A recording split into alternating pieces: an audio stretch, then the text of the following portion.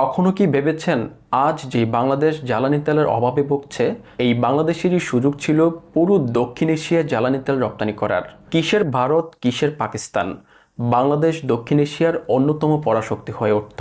এটা কোনো গল্প বা কাহিনী না, এটাই বাস্তব হওয়ার কথা ছিল। সৌদি আরব থেকে সমুদ্রপথে অপরিশোধিত তেল বাংলাদেশে আসবে। বাংলাদেশে তা পরিশোধিত হয়ে পুরো দক্ষিণ এশিয়ায় বাংলাদেশ থেকে তেল রপ্তানি করা হবে। সৌদি আরবের সবচেয়ে বড় তেল কোম্পানি আরামকো বাংলাদেশকে এই অফারটি দিয়েছিল। দর্শক, সৌদি আরবের তেল কোম্পানি আরামকোর এই অফারটি বাংলাদেশের জন্য কেমন, বাংলাদেশের জন্য ভালো নাকি মন্দ, আপনাদের মতামত অবশ্যই কমেন্ট করবেন। 2024 সালে 5 আগস্ট শেখ হাসিনার পতনের পর সৌদি আরবের সবচেয়ে বড় তেল কোম্পানি আরামকো বাংলাদেশের অন্তর্বর্তীকালীন সরকারকে এই অফারটি দিয়েছিল। এর আগে 2016 সাল থেকে 2018 সাল পর্যন্ত 3 বছরে মোট 3 বার আরামকোর উচ্চপদস্থ কর্মকর্তারা বাংলাদেশের তৎকালীন আওয়ামী সরকারের সাথে যোগাযোগ করেছিল। তবে ভারত থেকে তেল আমদানি করে নরেন্দ্র মোদীকে খুশি রাখতে বারবার বিশ্বের সবচেয়ে বড় এই তেল কোম্পানিকে ফিরিয়ে দিয়েছে শেখ হাসিনা। তবে শেখ হাসিনার পতনের পর বাংলাদেশের অন্তর্বর্তীকালীন সরকার সেই অফারটি গ্রহণ করেছিল। অন্তর্বর্তীকালীন সরকারের সময় শেষ হওয়ার পর নবনির্বাচিত নতুন সরকার ক্ষমতায় আসে। আর নতুন সরকার ক্ষমতায় এসে কয়েক দফায় ভারত থেকে জ্বালানি তেল আমদানি করেছে, অথচ এই ভারত নিজেই অন্য দেশ থেকে জ্বালানি তেল নিয়ে আসে। विदेशों पर निर्भर रहे हैं। हम बहुत बड़ी मात्रा में कच्चा तेल और गैस विदेशों से आयात करते हैं। ভারতের প্রধানমন্ত্রী নিজেই বলেছেন তারা জ্বালানি তেল অন্য দেশ থেকে নিয়ে আসে, আবার আমরা এই ভারত থেকেই জ্বালানি তেল চেয়ে বসে থাকি। ধরেন ভারত রাশিয়া থেকে 1 ব্যারেল তেল $60 দিয়ে কিনে আনলো। এখন ভারত নিজের প্রয়োজনে যে তেলটা কিনে নিয়ে আসলো, সেটা যদি আপনি ভারত থেকে চেয়ে বসেন, তাহলে ভারত কি কোনো লাভ ছাড়াই এমনি এমনি আপনাকে দিয়ে দিবে? অবশ্যই লাভ ছাড়া ভারত বাংলাদেশকে 1 ফোঁটা তেলও দিবে না। গত মাসে 8,000 মেট্রিক টন এবং কয়েকদিন আগে 5,000 মেট্রিক টন জ্বালানি তেল ভারত থেকে আমদানি করা হয়েছে। মিডিয়াগুলোতে ভারতের এই সহযোগিতার কথা ডাকডোল পিটিয়ে প্রচার করা হচ্ছে, অথচ আমাদের ভাগ্য পরিবর্তনের জন্য সৌদি আরবের সবচেয়ে বড় তেল কোম্পানি আরামকোর সাথে অন্তর্বর্তীকালীন সরকারের কি আলোচনা হলো, এই প্রকল্পের ভবিষ্যৎ পরিকল্পনা কি করা যায়, এই নিয়ে কোথাও কোনো আলোচনা নেই। সরকারেরও এই বিষয়ে কোনো গুরুত্ব নেই। বাংলাদেশে আরামকো বিনিয়োগ করলে একদিকে বাংলাদেশের নতুন কর্মসংস্থান হতো, অন্যদিকে খুব সহজে বাংলাদেশের ভিতরে পরিশোধিত তেল পাওয়া যেত। এতে বাংলাদেশের প্রয়োজনীয় তেলের কোনো সংকট হতো না। কিন্তু বাংলাদেশ যদি আরামকোর সাথে এই চুক্তি বাস্তবায়ন করে, তাহলে সবচেয়ে বেশি ক্ষতি হবে ভারতের। তখন ভারত বাংলাদেশে আর তেল বিক্রি করতে পারবে না, এমনকি ভারত বাংলাদেশ থেকে অর্থ দিয়ে তেল কিনতে হতো। আমরা আসলে নিজেদেরকে পরিবর্তন করতে চাই না। যেই সরকারি ক্ষমতায় আসুক, ভারতের দাসত্ব থেকে বেরিয়ে আসতে পারছি না। আমাদের চিকিৎসার প্রয়োজন, ভারতের চেন্নাই গিয়ে চিকিৎসা করতে হবে। পেঁয়াজের প্রয়োজন, ভারত দেবে। জ্বালানি তেল প্রয়োজন, ভারত দেবে। বাস এবং ট্রেন প্রয়োজন, এগুলো ভারত থেকে আমদানি করতে হবে। আর সর্বশেষ ক্ষমতায় টিকে থাকতে হবে, সেটাও ভারত রাখবে। এই ভারত শব্দটি আমাদের মনে প্রাণে অন্তরে এমনভাবে গেঁথে গেছে, এখন নিজের ভালো মন্দ আমরা ভুলে গেছি। এখানে ভারতের কোনো দোষ নেই, আমরা চাই বলেই তো ভারত আমাদের দিতে বাধ্য হয়। দোষ আমাদের আত্মসম্মান আর নিজেদের পরিবর্তনের জায়গায়। যাই হোক, বাংলাদেশের জ্বালানি তেল নিয়ে কথা হচ্ছে। দীর্ঘমেয়াদী জ্বালানি তেলের সমস্যা সমাধানের জন্য আমাদের অবশ্যই ভারতের বিকল্প পথ খুঁজতে হবে।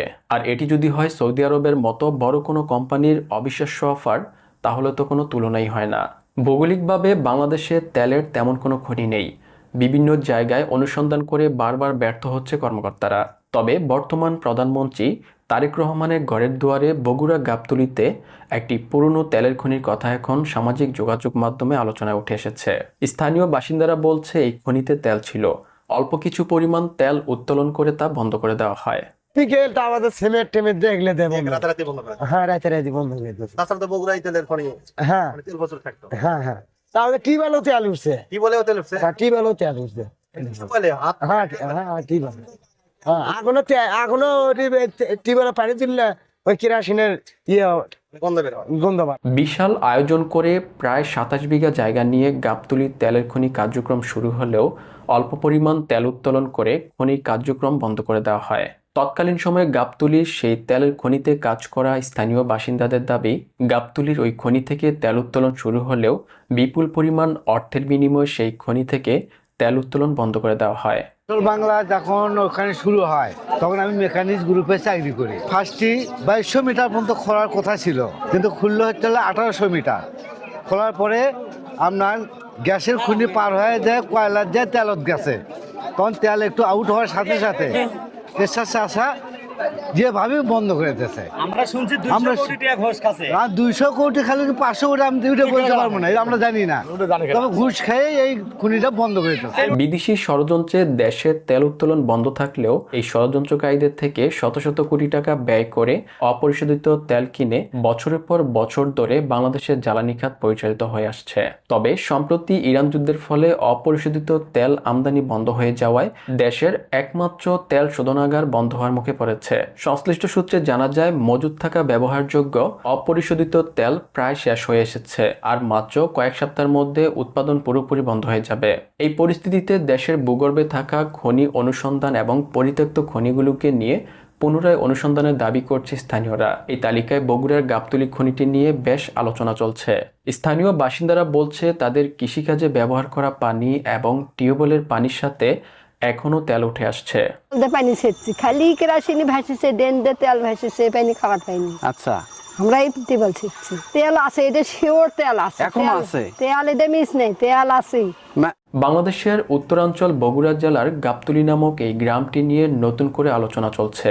দীর্ঘদিন ধরে প্রায় আড়ালে ছিল এই অঞ্চলে মাটির নিচে লুকিয়ে থাকা তেল এবং গ্যাস মজুদের তথ্যটি। তবে সম্প্রতি জ্বালানি তেলের সংকট সামনে আসায় বিষয়টি আবারও নতুন করে আলোচনা এসেছে। বিশ্বের এই সংকটময় সময়ে দেশের ভিতরে এমন চাঞ্চল্যকর খবর স্বাভাবিকভাবেই নতুন করে প্রশ্ন তৈরি করছে, এই খনিটি আসলে কতটা বড় ছিল এবং কি পরিমাণ তেল ছিল। 1400 মিটারের যে গ্যাস, 1400 মিটারের যে গ্যাস বললো, তখন গ্যাসের লাইন এমুক ছেড়ে দিল। আরো অনেক কিছু আছে, এটা খনিত বহুত জিনিস আছে, এই গ্যাস আছে, সিনেমাটি আছে, সব আছে। যাতে যাতে 2100 মিটার যাই অন্তর তেলের পাথর পাওয়া গেল। 2100 মিটারে তেলের পাথর, যখন তেলের পাথর পাওয়া হলো তখন উপরে সাহেবেরা লেগে পরীক্ষা করলো। পরীক্ষা করে কথা, হ্যাঁ এটাই তেলের পাথর, এখানে আর বোর্ডিং করা লাগবে না। বাংলাদেশ মিলে আসলে একটা মেশিন হরিপুর, ওই তেল টানার জন্য ওই মেশিনটা নিয়ে এলো হরিপুর থেকে। মেশিনটা নিয়ে এসে এই জায়গায় সেট করলো, সেট করে অন্তর 25টা ড্রাম জাত করা হলো। 25 ড্রাম, 1 ঘন্টা চললে 25টা ড্রাম ভর্তি হইবে। 1960 সালে প্রাথমিক অনুসন্ধানে প্রথম জানা যায় গাবতলী মাটির নিচে থাকতে পারে জ্বালানি তেলের বড় ধরনের ভাণ্ডার। এই তথ্য সামনে আসার পর থেকে এলাকাটিকে ঘিরে তৈরি হয় সম্ভাবনার এক নতুন চিত্র। একসময় কথা উঠেছে, এই খনি চালু হলে বাংলাদেশের জ্বালানি খাতে বড় পরিবর্তন আসতে পারে, কমে আসবে আমদানি নির্ভরতা, এমনকি অর্থনীতিতেও পড়তে পারে সরাসরি প্রভাব। কিন্তু সম্ভাবনার এই গল্প খুব বেশি দূর এগোয়নি। ইনশাল্লাহ আছে, এটি এখানে আছে, কিন্তু এই আমাদের এখানে কোনো যন্ত্রপাতি নেই, বাইরে থেকে হয়তো যন্ত্রপাতি আসবি, এই জন্য ওর বাইরে ঘুষ খেয়ে অন্তর তারা চলে গেছে, বন্ধ করে দিয়ে গেছে। দুটা কেমিক্যাল মারেনি, বহুত কেমিক্যাল মারছে, মারে অন্তর অনেক ক্ষয়ক্ষতি করে থেকে আছে, আমাদেরও ক্ষতি হচ্ছে। আমার কাছে তেল উঠছিল। 1980 সালে গাবতলীতে অনুসন্ধান কার্যক্রম শুরু হয়। তৎকালীন সময়ে দ্রুতগতিতে খনির কাজ এগিয়ে নেওয়া হয় এবং বিভিন্ন পর্যায়ে এমন ইঙ্গিত পাওয়া যায় যে অঞ্চলের তেল এবং গ্যাসের উপস্থিতির সম্ভাবনাকে আরও বেশি জোরালো করে। তবে তেল উত্তোলন কার্যক্রম শুরু করার পর হঠাৎ করে গুঞ্জন ওঠে, খনিতে পর্যাপ্ত পরিমাণ তেল নেই। এই বিষয়ে খনির কাজের সাথে জড়িত গ্রামবাসীকে প্রশ্ন করলে তারা জোরালো দাবি করে খনিতে বিপুল পরিমাণ তেল ছিল। তেল আসলে রে বাবা, একটি শিওর তেল। আমি তো ওই অফিসার ম্যাচে মনে করো আমি ম্যানেজারি করছি, বাজার হাট করার ইয়ে করছি আর কি। সবই জানি যে তেল উঠলো, গ্যাস উঠলো, আমাকে চুলো বন্ধ করে গেলো, গ্রামের লোকের চুলো বন্ধ করে দিলাম, হ্যাঁ, যে চুলো বন্ধ করে দাও তোমরা, গ্যাসের সমস্যা হতে পারে, সব কিছু ওকে। সেটা কেমন কি করলো আল্লাহ জানে। 1960 সালে প্রাথমিক অনুসন্ধান শুরু করে 1980 সালে তেল উত্তোলনে আনুষ্ঠানিক অনুসন্ধানের কার্যক্রম শুরু করা হয় এবং সফলভাবে তেল উত্তোলনও করা হয়। কিন্তু ঠিক এই পর্যায়ে ঘটে সবচেয়ে অস্বাভাবিক ঘটনাটি। 1987 সালে হঠাৎ করেই খনি থেকে তেল উত্তোলনের পুরোপুরি কার্যক্রম বন্ধ করে দেওয়া হয়।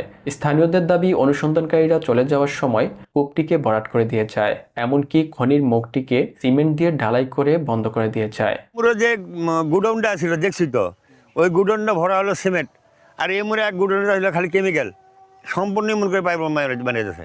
তেল তো ভালোই আছে বাংলা, এখনো টিউবওয়েলের সাথে আমাদের কেরোসিনের গন্ধ ওঠে। বগুড়ার এই তেলের খনিটি বন্ধের জন্য সরকারের পক্ষ থেকে বিভিন্ন কারণ জানানো হলেও এর পিছনে গভীর ষড়যন্ত্র রয়েছে। সবথেকে গুরুত্বপূর্ণ অভিযোগটি হলো ভারতের নির্দেশে খনি থেকে তেল উত্তোলন বন্ধ করা হয়েছে। তৎকালীন সময়ে তেলের খনিতে কাজ করা কর্মকর্তারা স্থানীয় শ্রমিকদের এমনই ইঙ্গিত দিয়েছে বলে জানান খনিতে কাজ করা গ্রামবাসীরা। ওই দেশের লোকগুলো ঘুষ দিয়েছে, ভারতের উৎপীড়ন অনেকগুলো দেশ আছে না, হ্যাঁ, ওই দেশগুলো হাতে ঘুষ দিয়েছে, যার কারণে এরা হাতে ডবল টাকা ইনকাম হবে। বগুড়ার গাবতলীবাসীর সবচেয়ে বড় আক্ষেপের জায়গা এই খনি থেকে তেল উত্তোলন করা হয়নি। গ্রামের সহজ সরল মানুষগুলো খোলামেলাভাবে তাদের কষ্টের কথাগুলো ভারতের উপর ছাড়ছে। তারা বলছে, আমাদের নিজের দেশ তেলের অভাবে ভুগছে, অথচ ভারত তেল পাবে না বলে আমরা নিজেদের তেল উত্তোলন করা বন্ধ করে দিয়েছি। তুললে পারতো ভাটি মরে খুনি পাবি না, আবার ভারত তেল পাবি না, যার জন্য আমার এটি আসে আন্তর কোষ্টি হওয়ার আপনার দিয়ে আন্তর তারপর তুলে দিয়েছে। আজ তেলের জন্য আমরা খাওয়া করি, আমাদের এটি এখানেই তেল, আর তেল লাগে অন্য খানি থেকে। গাবতলীর এই খনি থেকে তেল উত্তোলন বন্ধ করার বিষয়টি আজও পুরোপুরি পরিষ্কার নয়। তবে বর্তমান পরিস্থিতি আবারও নতুন করে বিষয়টিকে আলোচনায় নিয়ে এসেছে। ইতিমধ্যে দেশের বিভিন্ন অঞ্চলে তেল গ্যাস অনুসন্ধান শুরু হয়েছে, যা এখন আর শুধু প্রাথমিক পর্যায়ে অনুসন্ধান নয়। এর অংশ হিসেবে বগুড়ার গাবতলী, সরিয়াকান্দি ও শাহজাহানপুর এলাকা থেকে মাটি খনন করে নমুনা সংগ্রহ করা হয়েছে। 1987 সালে বন্ধ হয়ে যাওয়া এই সম্ভাবনাময় প্রকল্পটি বাংলাদেশের জ্বালানি খাত বদলে দিতে পারত। সেটি এভাবে থেমে যাওয়ায় স্বাভাবিকভাবে প্রশ্ন তৈরি করে কেন খনি থেকে তেল উত্তোলন বন্ধ করা হয়েছে তা আজও সবার সামনে স্পষ্ট নয়। দর্শক, আপনাদের কি মনে হয় বগুড়ার গাবতলীর এই তেলের খনি থেকে কেন তেল উত্তোলন কার্যক্রম বন্ধ করা হয়েছিল? আপনাদের মতামত অবশ্যই কমেন্ট করবেন।